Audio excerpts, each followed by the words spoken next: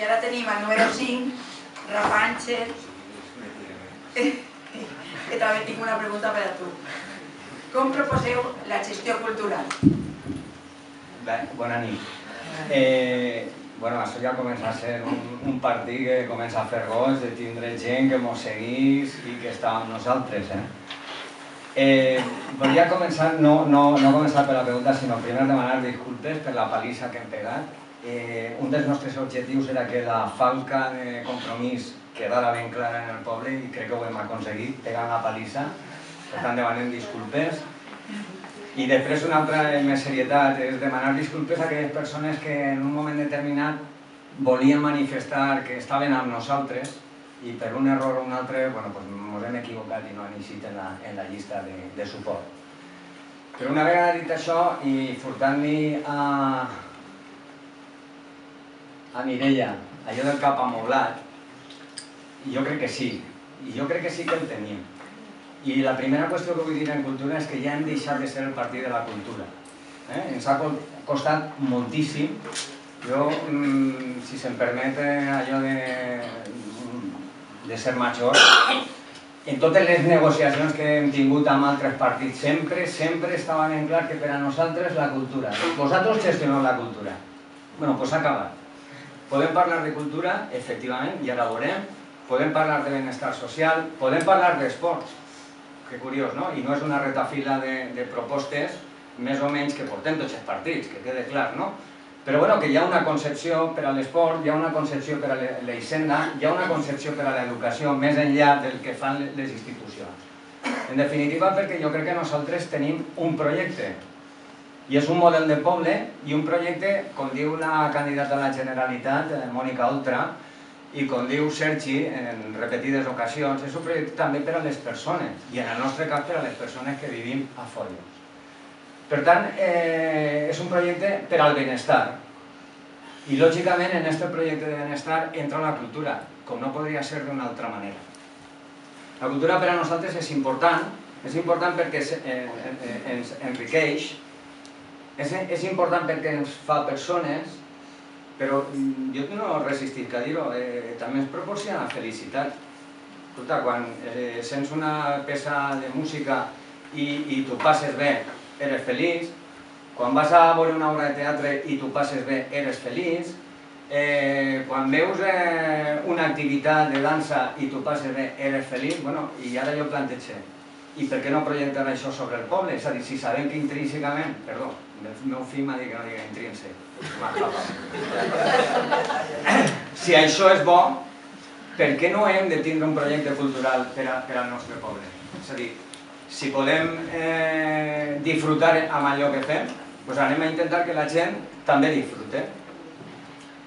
I voldria dir alguna qüestió i entrant ja en el model de cultura, i Sergi ho ha dit estos dies. El model de cultura de Foios ja fa molts anys que perdura i un poquet tenim nosaltres a veure en aquest model de cultura.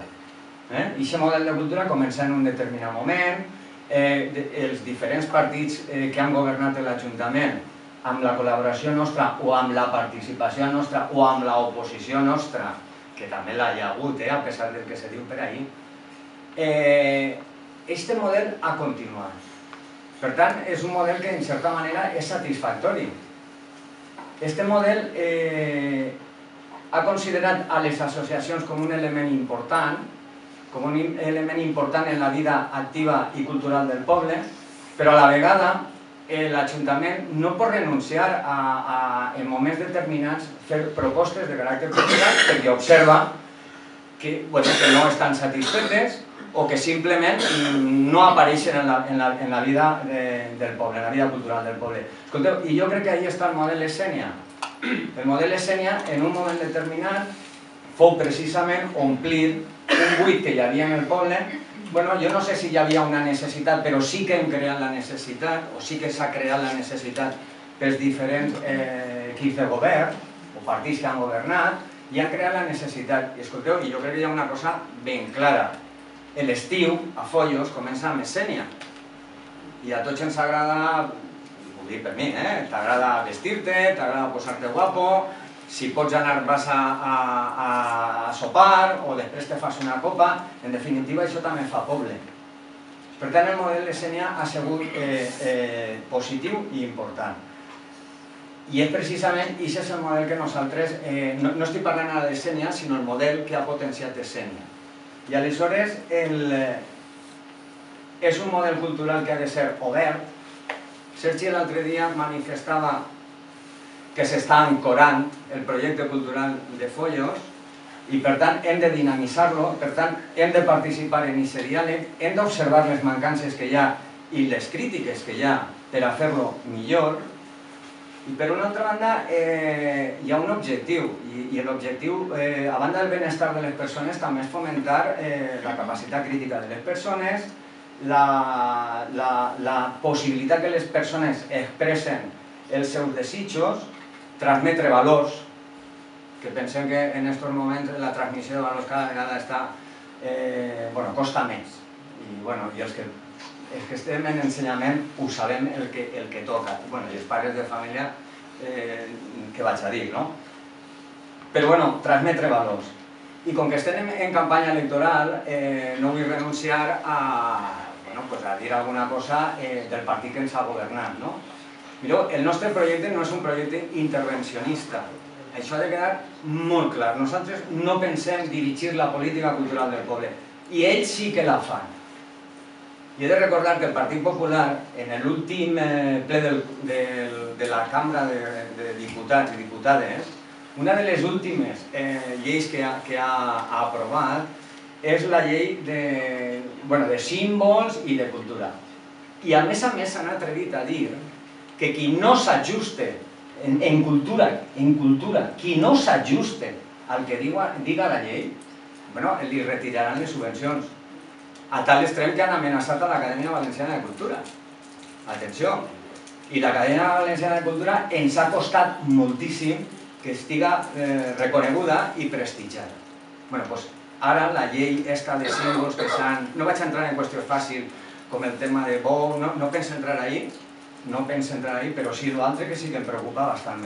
Per tant, nosaltres no pensem dirigir la cultura del poble, no la pensem dirigir, pensem col·laborar, potenciar-la i en aquells aspectes on considerem que hi ha una demanda, perquè pulsem l'opinió pública o perquè algú ens diu podríeu fer, que també seria molt interessant, treballarem. I acabe. No vaig a renunciar a que un aspecte de la cultura bastant important haurà de ser potenciar el que som, valencians. I el valencià haurà de tindre més prestigi, més prestigiat, haurà de tindre presència pública, però també vull dir-ho d'una manera clara, no reglamentísticament, sinó d'una manera natural.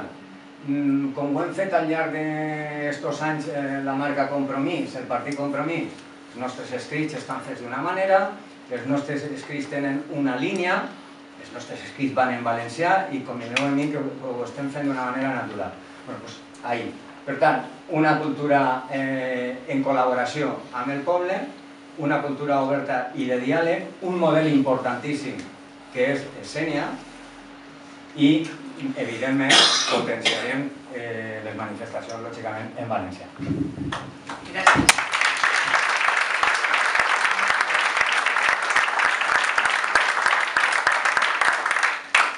Lo de la marca Follos no fa falta que te ho pregunti ja, no? Què vol dir quan se parla de la marca Follos en cultura? Ja l'has explicat molt bé, no? Bueno, faltaria un aspecte, i no per enrotllar-me, si m'enrotllen me talleu. A veure, nosaltres considerem que Follos ha de tindre presència en la comarca, ens agradaria que tinguera presència en el país valencià i més enllà del país valencià també, en Espanya i on faci falta. Però que quede clar que no és un projecte de caràcter xovinista ni no. És considerar que avui les coses se venen amb una marca, se crea una idea concreta i això funciona. I jo sí que voldria dir que aquesta marca Follos està sustentada en manifestacions que en el poble ja existeixen. Per exemple, la música, està el musical, està l'Associació de Música Tradicional CP Penya, està el teatre, està les arts plàstiques, està la pintura en concret, està la dansa, hi ha un grup de dansa tradicional, però escolteu, i apel·le a la iniciativa privada, hi ha una acadèmia de dansa que està situant-se molt bé i està fent-ho molt bé, etc. I bueno, hi ha un altre element que és la gent jove que està demanant art de carrer. Per tant, que és una de les coses on l'Ajuntament podria potenciar, l'art de carrer. I aleshores jo crec que amb tot això se pot crear una sinergia important, una sinergia que afavorisca també l'economia del poble. Vull dir, les associacions han de potenciar que la gent que va a l'associació s'ho passi bé. O sigui, la gent que va al musical, entre els quals Gumi i jo ens trobem, bueno, i Sergi també, quan vas allí t'ho passes bé. Doncs molt bé, i això és una de les feines. La gent que toca tabal i dolçaina, que s'ho passi estupendament. La gent que fa teatre, millor encara. Però l'Ajuntament no pot quedar-se al marge. I recordaré, quan comença Escènia, hi ha molta gent que ve al poble i sopa, i se fa una copa, etc. I això genera calaix. I això és bo també per als nostres, els xicotet comerç, els nostres bars, restaurants, etc. I per tant és allà on jo crec que l'Ajuntament té l'obligació de potenciar la marca Follo. Com a un generador també, jo no diré de riquesa, no seré tan agossegat, però bueno, com un foment i potenciador dels nostres comerços i dels nostres bars i restaurants. Per tant, aquesta és la idea de la marca escènica, que funcione també econòmicament i que cree una certa riquesa en el poble. Moltes gràcies, Rafa.